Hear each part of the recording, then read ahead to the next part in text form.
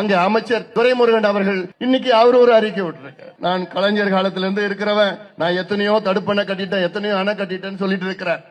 நான் கேட்டது பாலாத்துல உங்களுடைய ஆட்சி காலம் இப்ப இருக்கிற 4 ஆண்டு காலத்துல பாலாற்று குறுக்கே எத்தனை தடுப்பணை கட்டி முடித்திருக்கிறீர்கள்?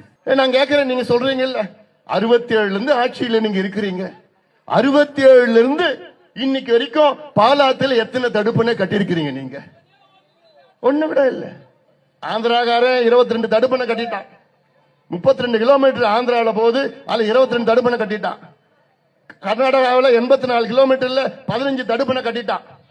ஆனால் தமிழ்நாட்டில் 223 கிலோமீட்டர் இந்த பாலாறு போகுது. கொஞ்ச நாளுக்கு முன்பு வரைக்கும் ஒரே ஒரு தடுப்பணை தான் வெள்ளக்காரன் கட்டினது.